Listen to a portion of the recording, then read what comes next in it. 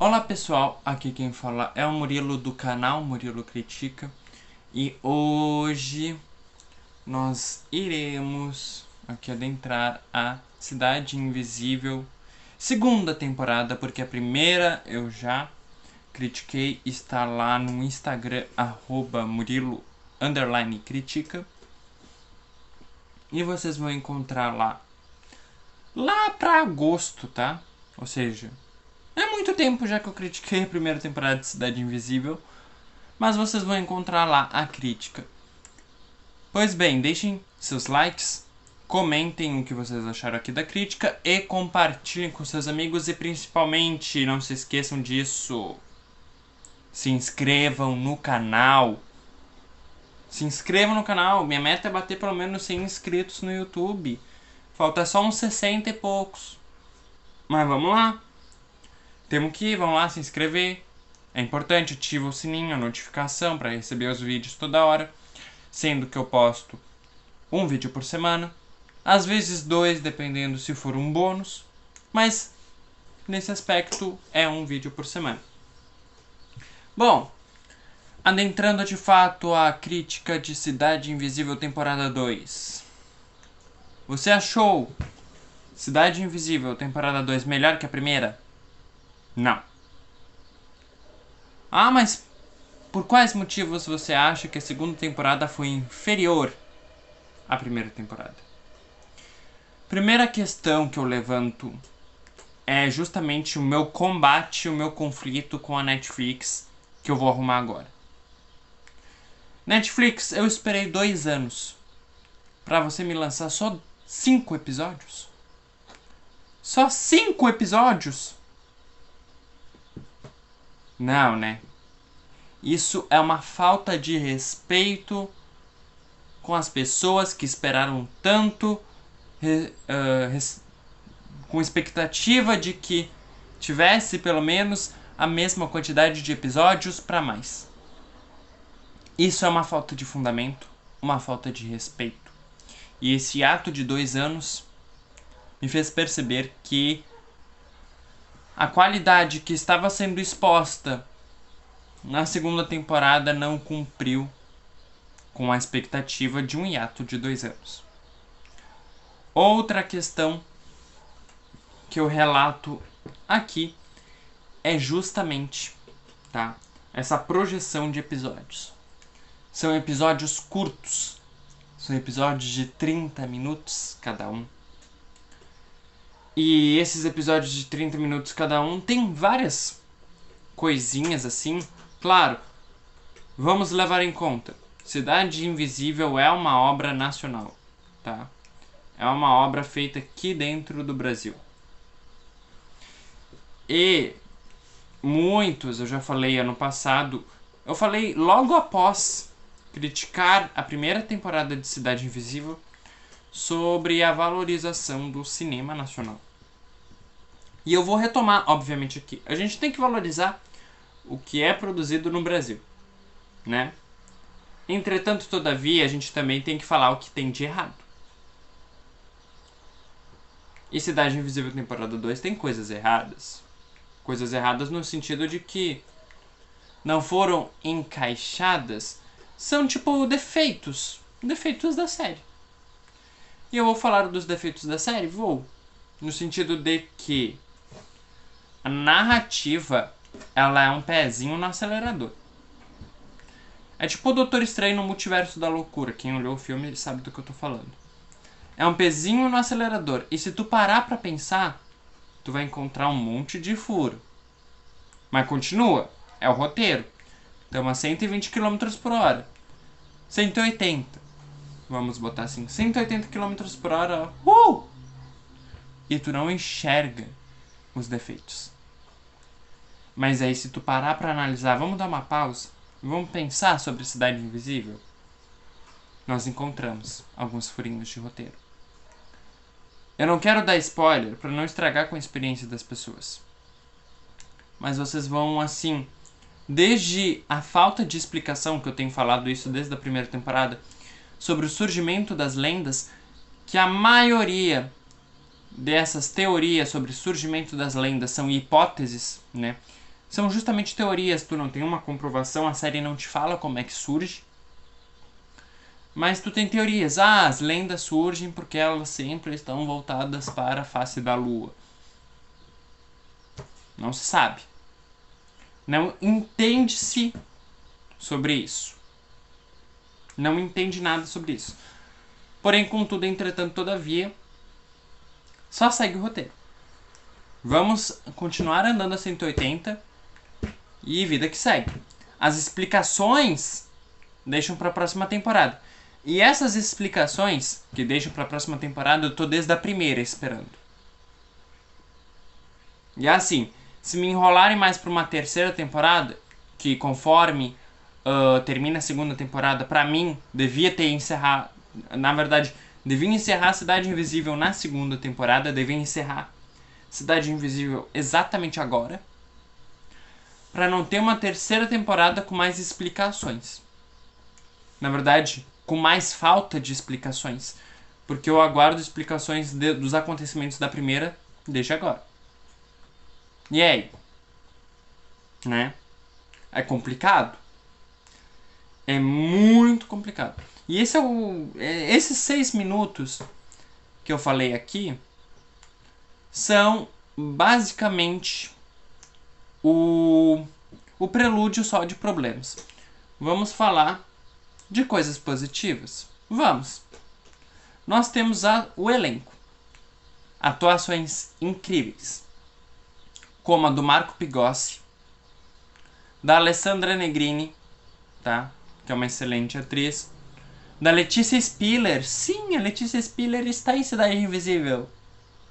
Como quem, pessoas? Até eu, que olhei a série, não tinha identificado ela.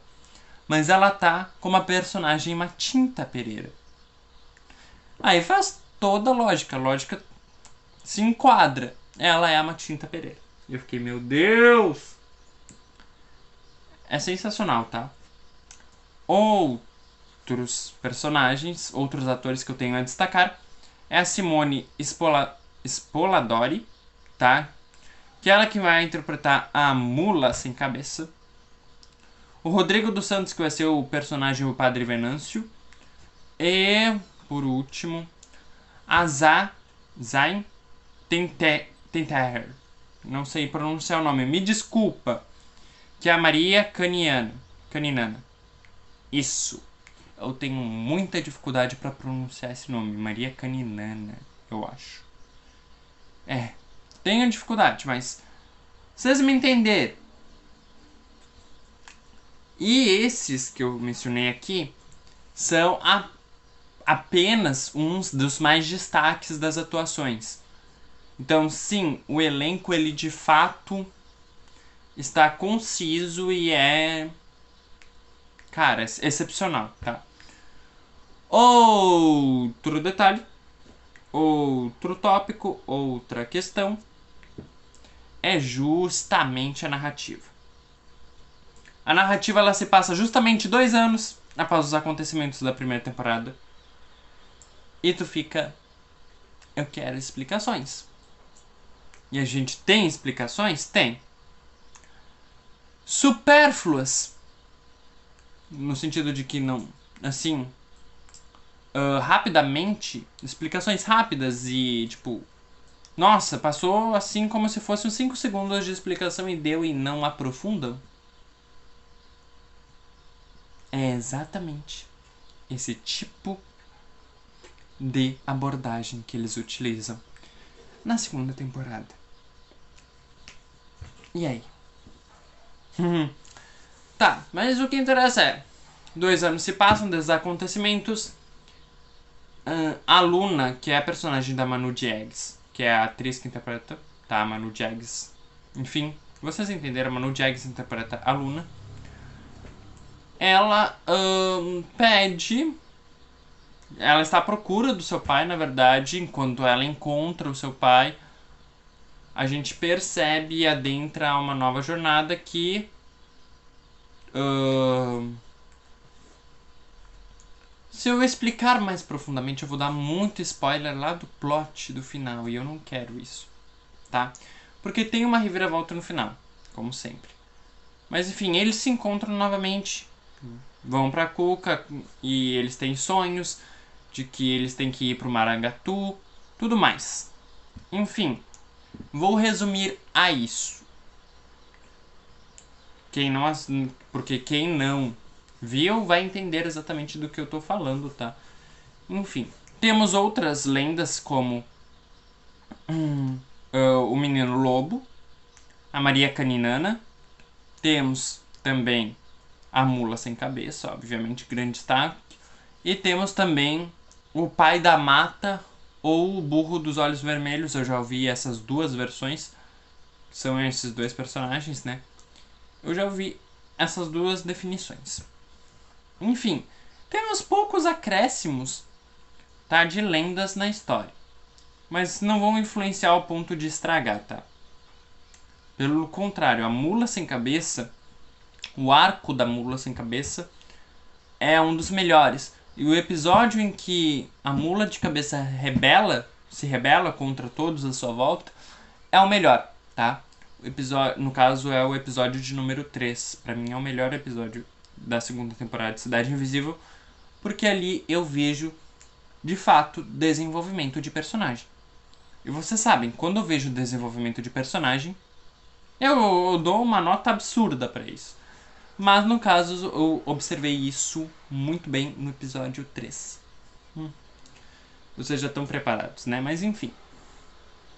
Outro plot twist que eu gostei demais é justamente o plot da Maria Caninana, tá? Que acontece ali pro episódio 4 pro 5, que é o plot dela. E cara, chega a arrepiar a reviravolta que a personagem dá ali no final, dela se autoconhecendo.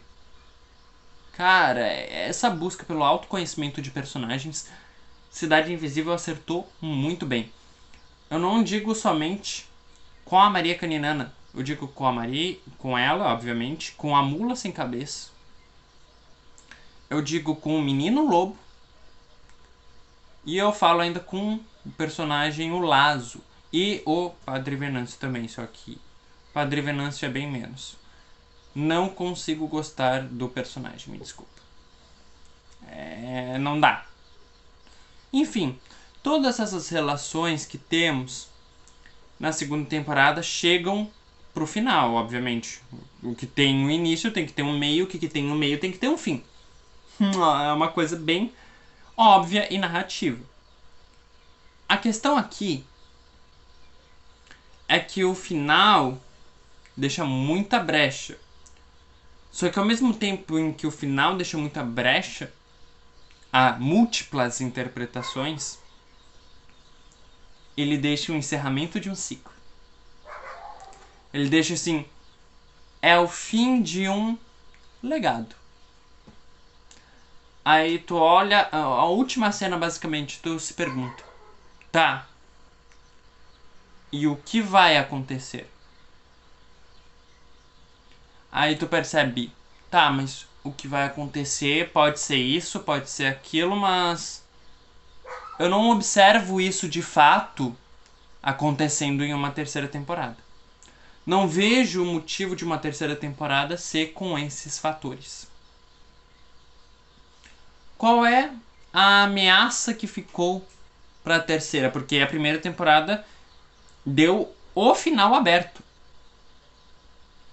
E a segunda deu um final aberto, mas tu subentende que é o fim de um ciclo. Óbvio, claro, que também Cidade Invisível trata sobre uma questão super, hiper, mega importante do nosso cotidiano, do cotidiano brasileiro, que é o garimpo ilegal na Amazônia, tá? Essa parte que eles abordam e que acontece, assim, no contexto brasileiro, de fato acontece. Tem pessoas que fazem um garimpo ilegal na Amazônia. E eles abordarem isso em uma série nacional cara, é retratar a realidade. É de fato. E aí as pessoas perguntam, né? Isso atrapalha a visão, assim, da série do folclore? Não. Essa questão que temos do Brasil, do Garimpo Legal, ela ajuda a exercer uma... Como eu posso dizer? Ela ajuda a acrescentar motivos e subversões das lentes, tá? Ela ajuda de fato toda a contextualização das lentes. Ela só agrega.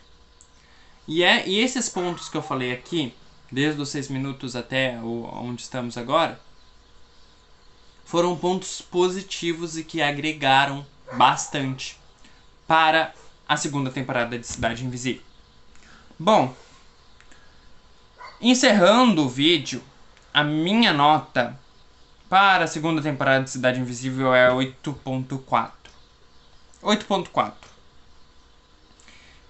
Ela é inferior à primeira temporada, mas, porém, contudo, entretanto, todavia, ela ainda mantém certos aspectos. A projeção dos episódios é o que ficou como o principal defeito. Então, por isso, a nota 8.4. Então, eu vou encerrando aqui o vídeo. Deixe suas curtidas, comentem o que acharam, compartilhem com seus amigos e se inscrevam no canal. Se olhou até aqui, se inscreve no canal, por favor. E ativa o sininho das notificações sempre para receber os vídeos, tá? Se você ativar o sininho, você sempre vai receber vídeos novos na sua aba de notificações. Então vejo vocês até a próxima crítica.